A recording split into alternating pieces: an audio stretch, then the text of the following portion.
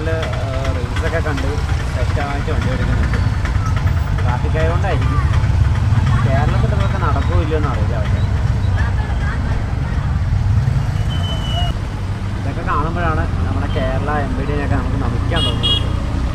ഇവിടെയാണെങ്കിൽ വണ്ടിയിൽ ഓടിക്കുന്നവർക്ക് ഹെൽമെറ്റും വേണ്ട, വണ്ടിയിൽ നമ്പർ പ്ലേറ്റും വേണ്ട, വണ്ടിയുടെ കണ്ടീഷനും നോക്കില്ല.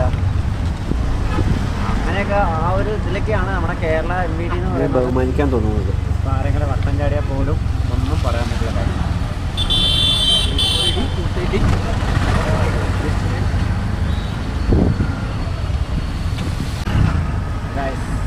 3 പ്രാവശ്യത്തിൽ 2 പ്രാവശ്യം അവളെ ഫോണിലോട്ട് നോക്കും.